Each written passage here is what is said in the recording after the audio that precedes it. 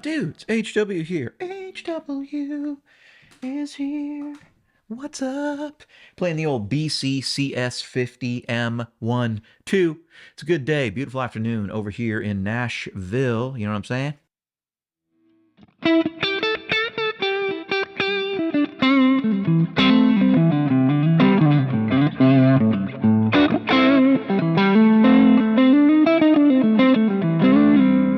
It's a good, it's got a good guitar. It's growing on me. It really is. One of these Squire Paranormal is pretty good. People say I don't play cheap guitars on the channel. Egg on your face. Kind of the color of the egg.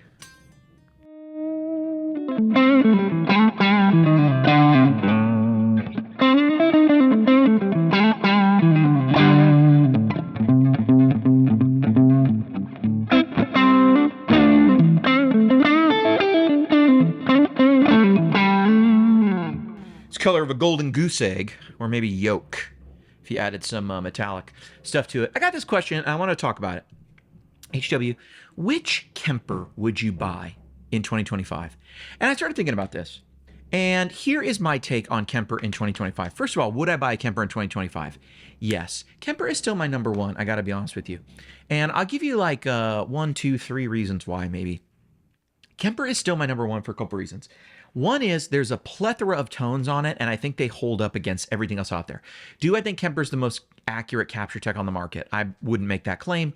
Do I think you can fool anyone, and can it sound like a tube amp, and would anyone know you're playing a Kemper versus something else? No, you wouldn't. So I think we're past the point where like the highest accuracy thing matters. A lot of people say modelers don't have the right feel. I would say all those people just say that about all modelers.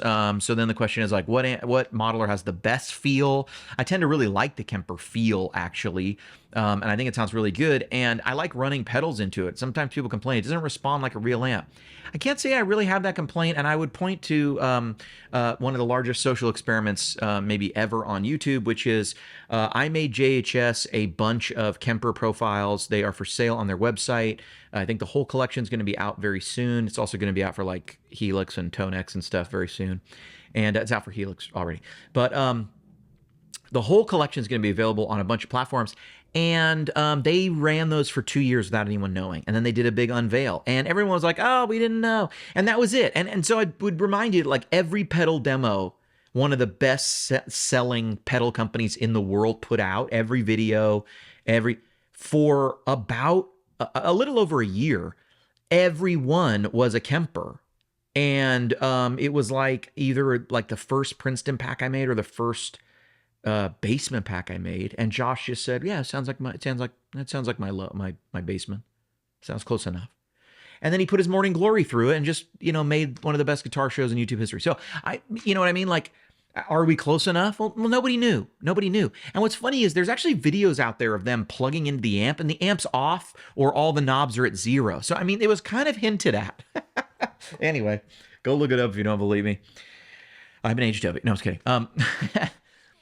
So would I buy a Kemper? I would, and I'll tell you one of the reasons I play Kemper all the time out.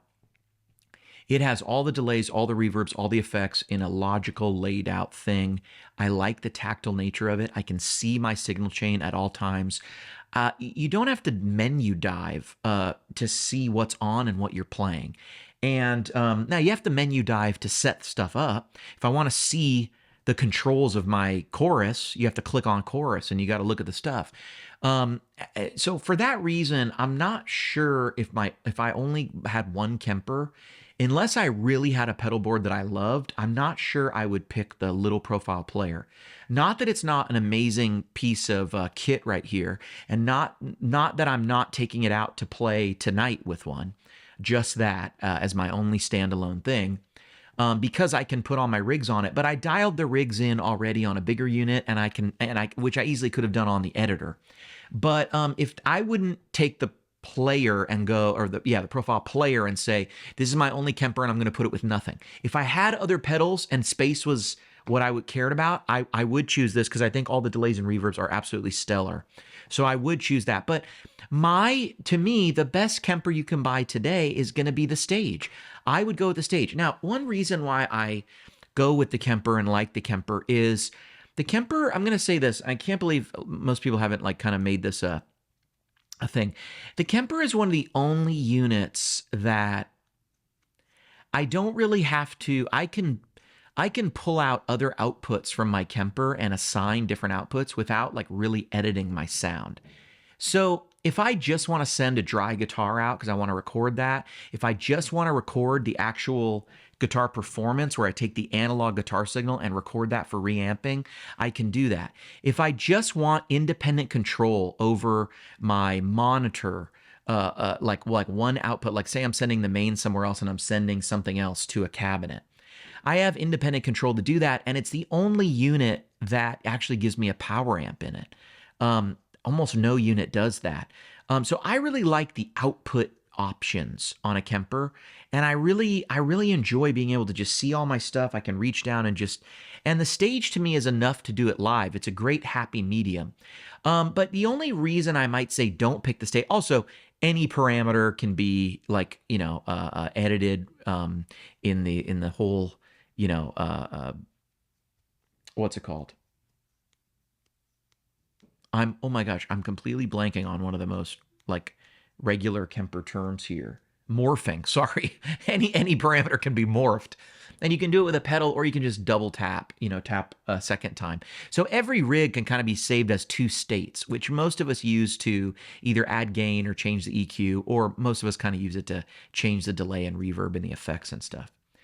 But the only reason I might not pick the stage is because right now the prices of Kempers have fallen as we've had the stage come out.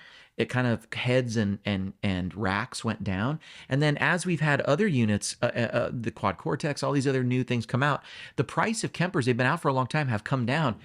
I'm seeing that you're able to buy like a rack, or they're locally to me right now for $695. That's before I make an offer on it. For $695, you can buy a head. There's one local to me. There's another, I see racks online for 700, 800 bucks. And you can also buy a remote, which I'm playing a Kemper remote right now and a rack. But when I go, not Iraq, but in a rack, and when I go play live, I usually take my stage. I just take my stage and a couple expression pedals, and I'm happy as a clam. There's nothing else I need. I've got it set up to have boosts come on and everything. And I don't have to menu dive. I never menu dive on the stage. I set up my sounds at home, and any changes I need to make are so tiny.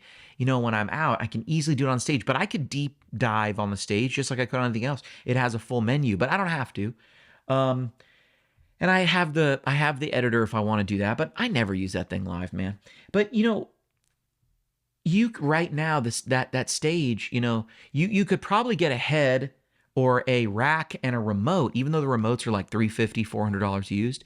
You can still get a rack and a remote for maybe a little cheaper than you can get the other thing, and if the stage, and the stage will also kind of have it might just be a little easier to create your own profiles on it, or maybe you want to put it in a rack. Sorry, the rack would be easier than the stage, just because, all the things are on the back. You could place it in a rack. You could put it, I don't know, maybe you want a rack or a head over something else. It's really preference, right? Maybe you don't want to bend over all the time. I know for me, when I'm at home, I don't use the stage at home because I don't want to be bending over like this. So I have a rack next to my desk right here. So I face this way, and then right here, there's a rack unit right behind the camera, and it's at this arm length to me when I'm in the chair. So it's very comfortable to use. A head is usually what I use. I don't have it out. It's around the corner. But a head is what I use when I teach people how to use the Kemper, like in the videos, because then you can see it. It sits right next to me. So it's kind of like where you want it. But someone asked me, what Kemper would you choose? And the answer to that is, I would choose a stage if I could only have one, but if money is a concern or you want to buy it in stages, I might choose a rack or a head, get it at a really good deal, and then later look for a remote. Or if I really was hit up for cash, I would go get I would try to find a $700 or $800 Kemper head or rack. And then I would go get an M-Wave chocolate or whatever, one of those just MIDI, little cheap, $40 MIDI units, and I would use that instead of my rack, instead of my remote. So I mean, you could kind of get into full Kemper universe for like $800, which is pretty insane if you ask me, because I think it holds up against anything. And it has a full selection. I would put the drives and I would put the delay and the reverbs up against anything out there. Strymons, Maris, whatever. Honestly, the Kemper has the single greatest hall reverb in the world because you can darken it all the way. My one little complaint about the Helix is, hey guys, I should be able to darken this reverb so much that it's terrible.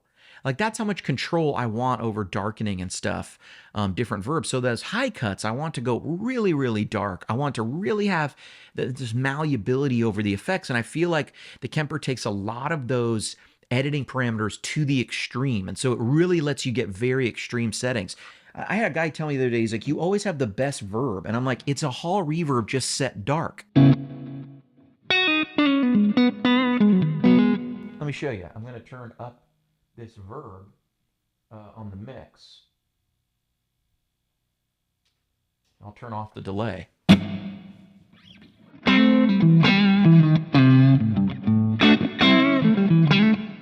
You hear how dark that is?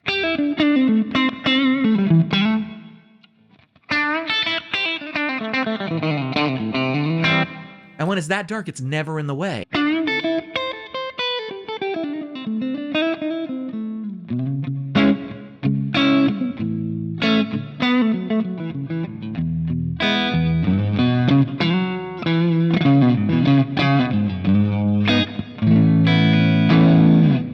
Because it's so dark, the low end rumbles and sort of stays with you in a space, you know, that reverberation. But it doesn't have a bunch of high end.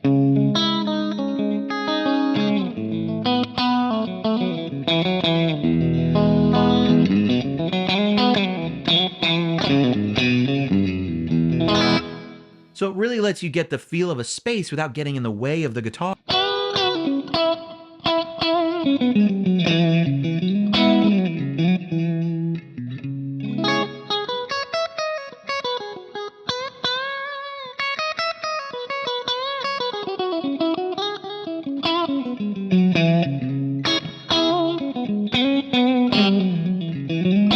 Maybe I'll do a whole video on just how much I love the Kemper Hall reverb. I even use it for really ambient stuff. Like, check this out. I even use it for stuff like this, where when I play like at my church and stuff, you know, I even go like,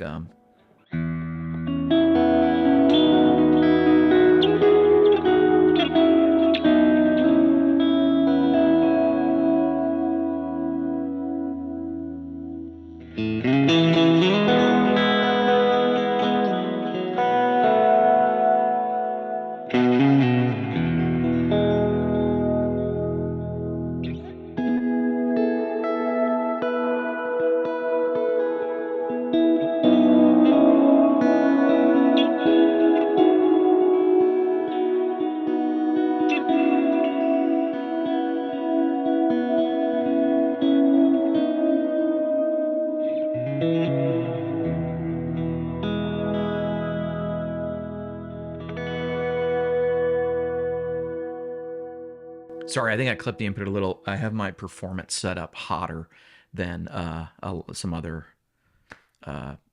things because I don't know. It doesn't matter. Anyway, HW out.